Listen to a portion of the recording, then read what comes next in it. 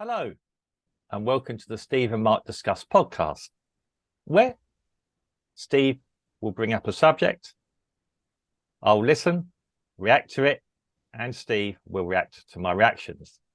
We won't be using any obscene hand gestures, unlike a certain British broadcaster. Over to you, Steve. Hi, people. Non-grotesque. So this is in continuation of another podcast where I mentioned that the Home Office had changed the legislation on the rules for the asylum seekers going to the UK.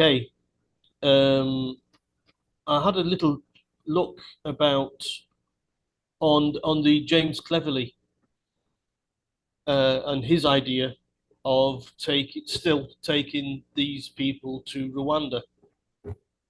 James Cleverly, not very cleverly, went to Rwanda to try and seal the deal.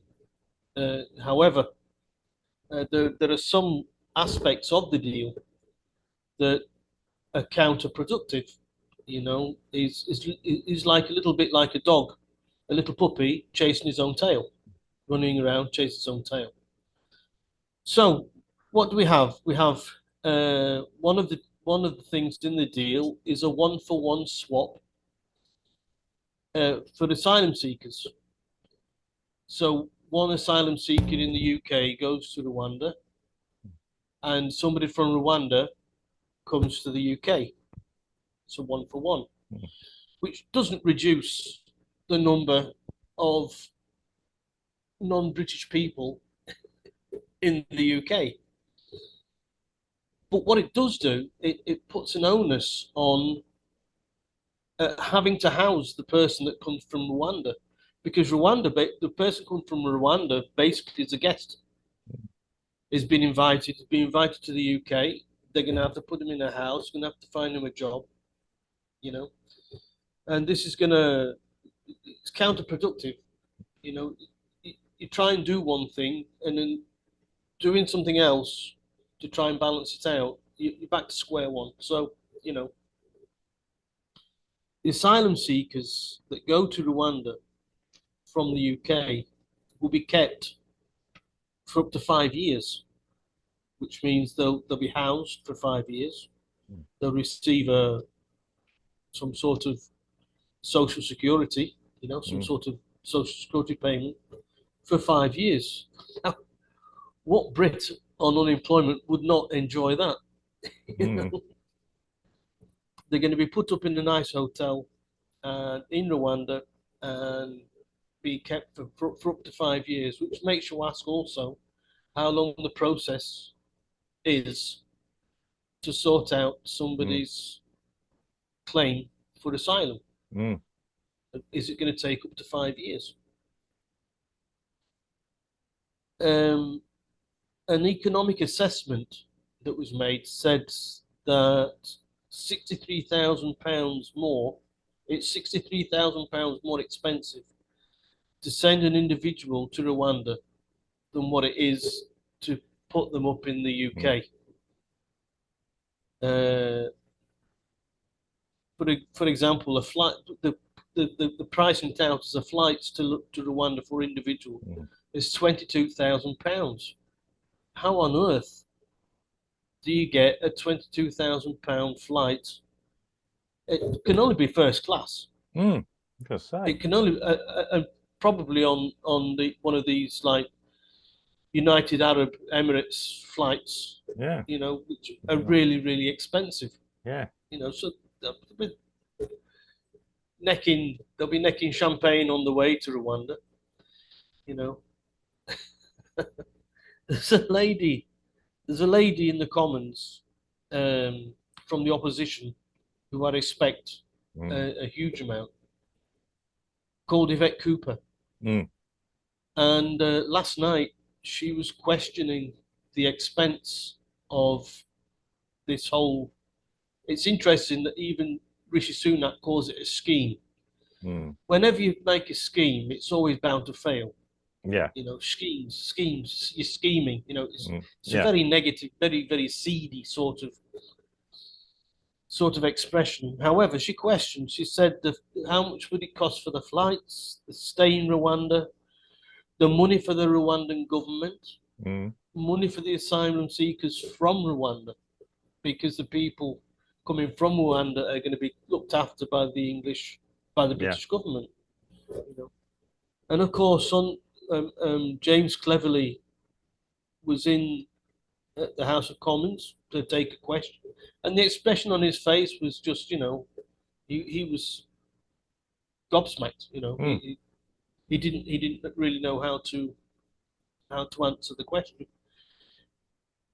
And put on top of all of this, Rwanda's Foreign Affairs Minister, Mr. Mm. Vincent Biruta, he said Rwanda couldn't go along with the deal if it broke international human rights laws. So what the UK is doing, because it is still part of the European Court of Human Rights, Yeah. basically they've outlawed Mm. what the UK is wanting to do. And the UK is saying, well, I don't care what you've got to say, we're going to do it anyway. Mm. Well. Basically, you know. So what you're going to have is an awful lot of legal wrangling and battling, Mm. and you know, and especially when you have this right to work, uh, sorry, this possibility to work Mm. in the UK if you've been there for more than a year and your case Yeah. hasn't been decided, Exactly. Yeah. not because of your fault. You Mm. know, it's got to be the government dragging the feet. You Yeah. know, that these people, if they were taken to Rwanda after a year in Rwanda, Mm. they could claim that, you know, they must have an opportunity to go back to the UK Mm. and to work, because the asylum Mm. is for the UK and not for Rwanda. Yeah. And because all of this is on such a fine line, Mm. right? If one asylum seeker that was sent to Rwanda That's it. Yeah. during the 5 years stay there Yeah. raises up his hand and said, "My human rights have been uh, Violated. violated," Yeah. you know, you've got another Mm. huge legal case on your hands, you know, Yeah. and so this will never stop. So I think that on this occasion, Suella Braverman is right. You Mm. know that what the UK government is trying to do is it's not it's just not possible to do. And believe it or not, when the UK left the uh, the EU Right. all those many years ago, Mm. there was one person who was saying, now we need to leave the European Court of Human Rights. Yeah. I wonder who that was. Yes. No. Yeah. We can't speak with him now because he's in the jungle somewhere. Yeah. There was more than him, but yes. Yeah. But yeah, it was he was probably the most vocal. Um. Yeah. I mean, we've both been involved in projects and all that. If you want an example of how not to do a project or a scheme, Schemes, a scheme, aren't they great? yeah, um, it's this one. Um, the worrying thing is, okay, um, who actually has an answer to all this? Looking broadly, realistically, if we have a change of administration in the UK next year or later this year, well, we can't have later this year, early next year, which is probably likely. Is it going to be resolved? No, it will possibly get worse, given where it's going. I've always taught you always resolve a problem at source. You don't try and resolve the outcome. You always try and resolve the problem at source. That is key to doing any project or even a scheme. And I've been in schemes and projects for more than half my life. I'm not saying everything is perfect. Yeah. Yes, you sort the problem out. You don't remedy it all the time. Not continuously. Yeah. Yeah. If you want your hand to stop, if you're hitting your hand with a hammer, the best way to stop it is to stop hitting. Yeah, you get the gist of that. Yeah. And there seems to be a reluctance to do this.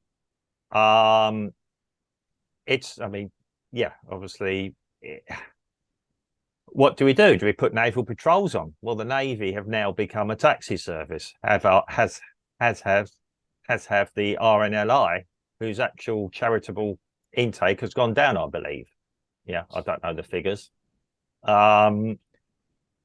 Which is very sad because they do a good job around the country and they're being hit or used. I mean, it's not the crews or even the RNLI's agendas or anything. They're doing things to stop there being a fatality. I can't blame them. The Navy as well to a certain point. Key to all this is it is human trafficking. There are gangs earning a lot of money doing it. Criminals. And don't forget, these gangs don't just stop at that. There'll be drugs, prostitution, child trafficking, prostitution as well involved. Yeah, I've not read a lot about it because I think it's horrible. Yeah, I have enough problems dealing with today's world without looking for more. But it's a whole thing. I don't understand administration. It's obvious France are getting rid of a problem and pushing it onto the English. And I'm going to say that quite openly. I'm not scared to say that. If not the European Union. We all know what the European Union is. It virtual signals, it says things, it never actually achieves anything. It's a smaller version of the UN in regards to that. It causes more problems than it probably actually resolves. But it wants absolute power over everybody's lives. Right. Now, the other thing is, okay, there might be good reason to allow people into the UK for general, if the population is decreasing and all that.